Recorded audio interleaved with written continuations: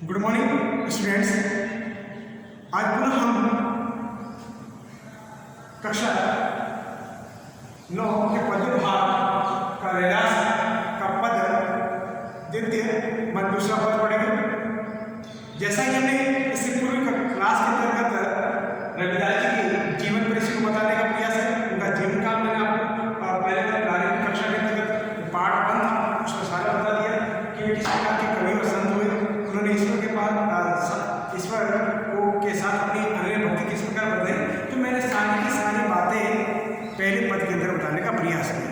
अब हम जानते हैं रविदास जी का जो दूसरा पद है उसको जानने का प्रयास करते।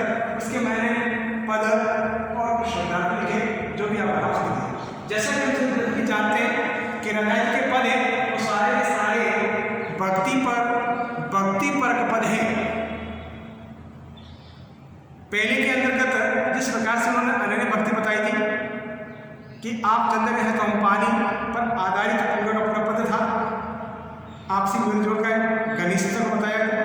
अब दूसरे पद के अंतर्गत आइए हम जानते हैं कि किस प्रकार से रविदास जी ने ईश्वर को कृपालु बनाया, दयावान बनाया। किस प्रकार से लोगों पर दया करता है और उसकी दया दृष्टि और उसकी कृपा से लोगों का किस प्रकार उद्धार हो जाता है, इस पद के माध्यम से बताने का प्रयास किया है। इस पद के अंतर्गत अनेक ऐसे व्यक्ति विशेषों का भी उल्लेख किया गया है जो निम्न कुल के भी हैं, लेकिन ईश्वर का उनको सानिध्य मिला, ईश्वर का आशीर्वाद मिला, तो वे निम्न से उच्च श्रेणी के संत महात्मा हो गए जिनको आज लोग पूजनीय मानते हैं। आइए ऐसी कृपा दृष्टि के माध्यम से वापस पुनः इस पद के माध्यम से जानने का प्रयास करते हैं कि रविदास जी हमें क्या कहना चाहते हैं। तो आइए सबसे पहले इसको थोड़ा सा पढ़ लेते हैं, उसके बाद हम इसकी सफरसक व्याख्या को जानने का प्रयास करेंगे और इसमें जो भी इसका भाव है जो रविदास जी कहना चाहते हैं उसको भी हम समझने का प्रयास करते हैं। कवि रविदास जी का एक पद है, सेकेंड पद है। पहला पद हमने पहले कक्षा के अंदर ऑलरेडी कर चुके हैं। दूसरे पद सेकेंड, ऐसी लाल तुझे कौन करे गरीब निवाज रसैया, मेरा माथे शत्रु धरे जाकी छूटी जगत कौन लागे, तापर तुम्हें ढरे नीचू ऊंच करे मेरा गोविंद कहूं ते न डरे, नाम में कबीर त्रिलोचन सदना सेन उतरे, कहीं रविदास सुमेरे संतु हरिजु ते सम सरे। तो देखिए इस पद के अंतर्गत रविदास जी ने ईश्वर की कृपा दृष्टि को बताने का प्रयास किया कि किस प्रकार से ईश्वर लोगों पर दया भाव करता है। तो दूसरे पद के अंतर्गत जो भगवान की अपार जो उदारता है, कृपा है और उसकी जो समदर्शी भाव है उसका बिल्कुल इस पद के माध्यम से बताने का या दर्शाने का प्रयास किया है। उसके साथ साथ रविदास जी कहते हैं कि भगवान ने जो कथाकथित निम्न कुल के जो संत महात्मा हुए उनके साथ भी बिल्कुल सहज भाव से बताने का प्रयास किया और उन्होंने उन संत महात्माओं को लोगों के अंतर्गत सम्मानित पद देने का प्रयास किया। इसी बातों को लेकर रविदास जी ने एक पद की रचना की, उसमें हमें बताने का प्रयास किया। वे ईश्वर की कृपा दृष्टि को बताते हुए, उनकी कृपालता उदारता को बताते हुए हमें बताने का प्रयास करते हैं कि किस प्रकार से उन्होंने लोगों के प्रति उदारता, कृपा और समदर्शी का भाव दिखलाया। ज्ञान उनके आगे न कोई राजा है न कोई रंग है, इसी के लिए सभी समान हैं। इसी भाव के साथ में वे कहते हैं, ईश्वर को बताते हैं कि ऐसी लाल कौन करे, यह शब्द है शब्द को जान रहे थे, लाल स्वामी यानी ईश्वर के लिए। आइए सब ने पहले से लिख के रखे, उनको एक बार समझ लेते, इसके बाद इससे में क्या समझते। लाल यानी स्वामी, गरीब निवाज यानी दीन दुखियों पर कृपा करने वाला यानी स्वामी यानी ईश्वर के लिए शब्द का प्रयोग किया गया है। लाल भी ईश्वर के लिए प्रयोग किया है, गरीब निवाज भी ईश्वर के लिए प्रयोग किया है यानी प्रभु के लिए किया है। गुस्सैया स्वामी ये भी ईश्वर के लिए शब्द का प्रयोग किया गया है। फिर माथे चतुर धरे द्वितीय पंक्ति के अंदर यानी मस्तक पर स्वामी होने का मुकुट धारण करने वाला कहा गया है। छोटी सी ताकत है, छोटा छोटा ऐश्वर्य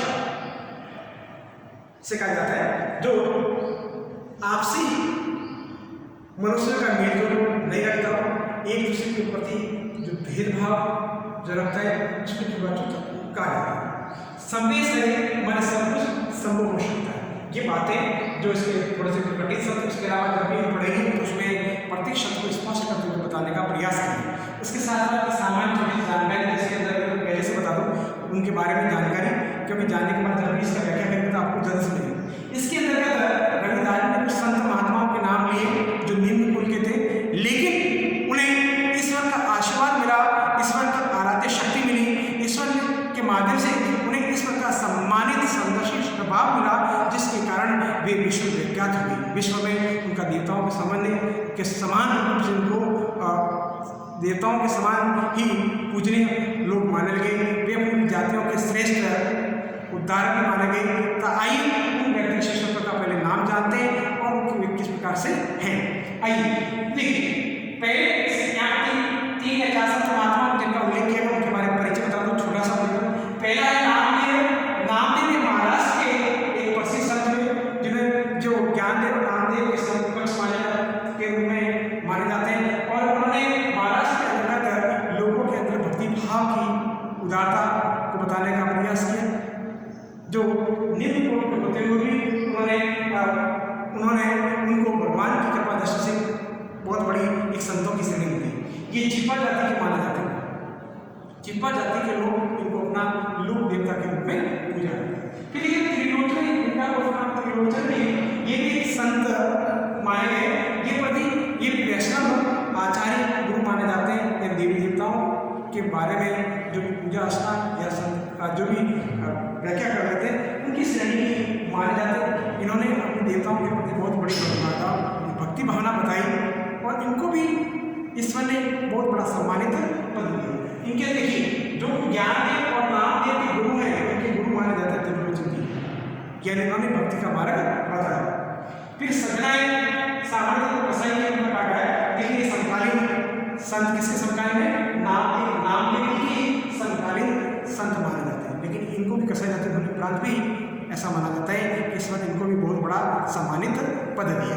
फिर उसके बाद देखिए इसके साथ सैनो है जो संत महात्मा हुए, जो रामानंद के समकालीन माने जाते हैं, और नाई जाति है इसको अपना लोक देवता मानते हैं। फिर इसके बाद में देखिए हरिजी ईश्वर के लिए हरि जी के लिए ईश्वर। तो मैंने एक सामान्य संत महात्मा को बता दिया, छोटा सा परिचय बताने का प्रयास किया।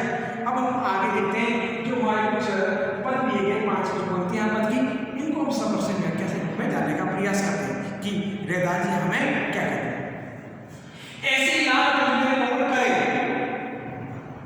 रविदास जी या रविदास जी अपनी उदारता और कृपा के रूप में बताने वाले ईश्वर को कहते हैं कि ईश्वर आपके बिना, लाल वाली ईश्वर कहा गया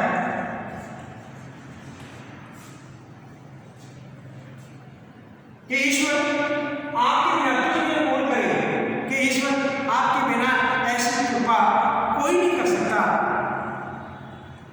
आप ही ऐसा कार्य कर सकते हैं, पुण्य का काम कर सकते हैं। क्या क्या पुण्य का काम कर सकते हैं वो सारे आगे पदों में उन्होंने बताने का प्रयास किया कि उन्होंने किस प्रकार से लोगों पर कृपा की। वे कहते हैं कि ईश्वर ऐसी कृपा आपके बिना कोई नहीं कर सकता।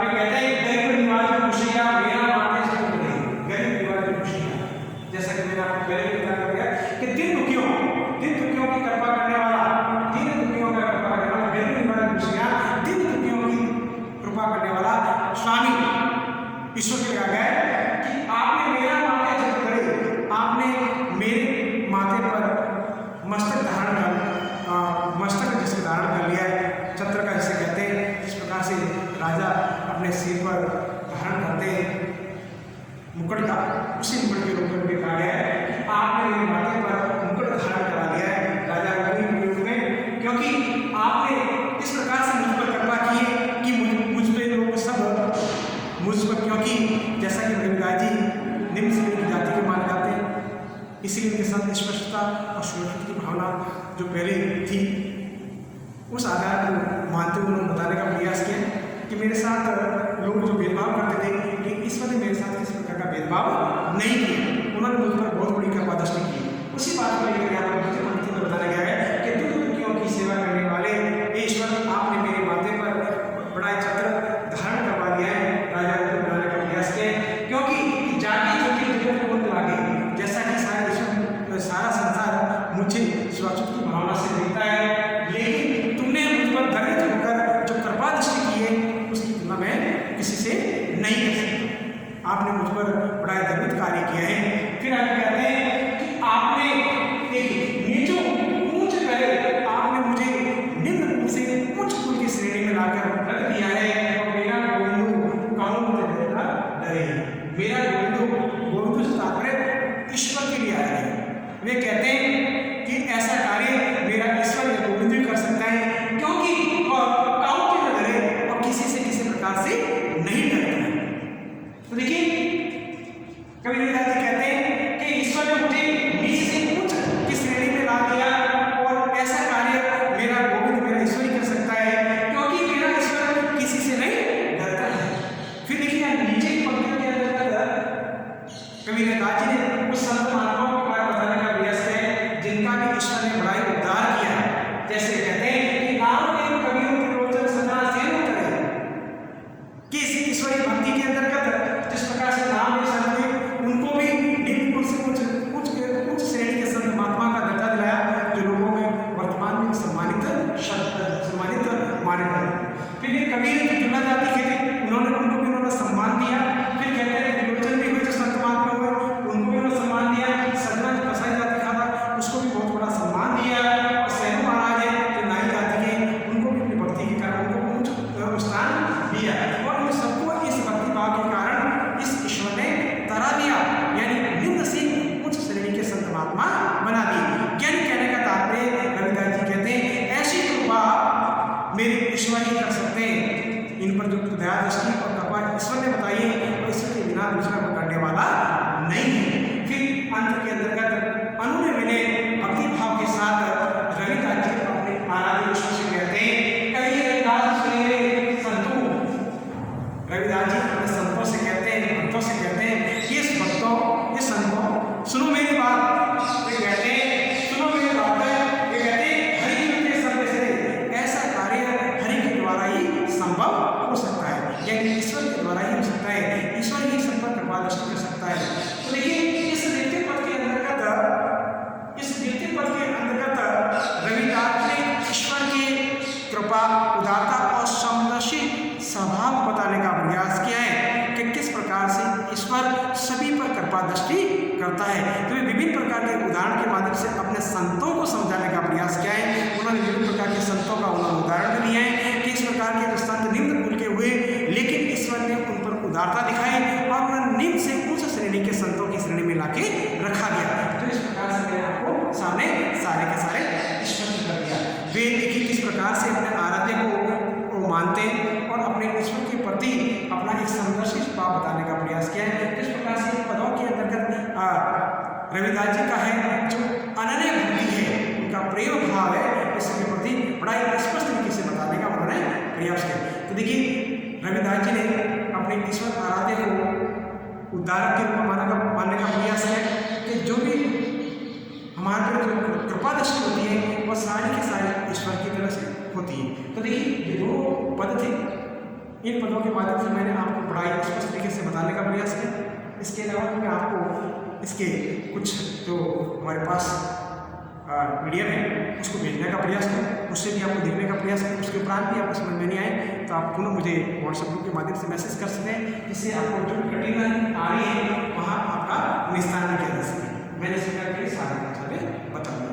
उसके बाद देखिए हम थोड़ा सा इसके जो क्वेश्चन आंसर है उसमें भी देखने का प्रयास करते हैं कि किसके प्रश्न उत्तरी किस प्रकार है। तो देखिए प्रश्न अभ्यास है, इसके अंदर लगभग 5-7 क्वेश्चन हैं इसके दिए गए, सभी प्रश्न अलग अलग तरीके से। तो देखिए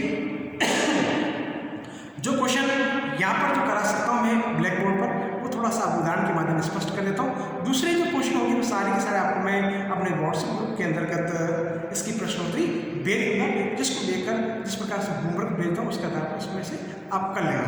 यदि और कोई आपको डाउट हो तो मुझे मैसेज कर लेना। इसके अंदर जो पहला प्रश्न, इसका उत्तर मैं आपको स्पष्ट तरीके से भेजने का प्रयास करूँगा। फिर देखिए दूसरा पद है, इसका भी आंसर भेजने का प्रयास करें। तीसरा जो प्रश्न है इसके अंतर्गत बिल्कुल अर्थ और दृष्टि के आधार पर बताने का प्रयास किया, जो एक दूसरे के समान भाव के बताने वाले हैं। तो इसके जैसे दीपक और बाती है, उसी प्रकार चंदन और बास हो जाएगा, सोना और सुहागा हो जाएगा, स्वामी और दास और चंद और चकोर, ये इस प्रकार के शब्द हैं। फिर देखिए आगे नीचे प्रश्नोत्तरी है। इन प्रश्नोत्तरियों के सारे उत्तर है मैं आपको व्हाट्सएप ग्रुप में PDF के माध्यम से भेज दूँगा। क्लियर? तो ये देखिए, ये इस प्रकार से हमारा पाठ ज्ञापन पूर्ण होता है। इस पाठ से रिलेटेड और कोई आपको जानकारी चाहिए तो मुझे आप आराम से ग्रुप के माध्यम से पूछ सकते हैं। क्लियर? इस प्रकार के सारा थैंक यू, धन्यवाद।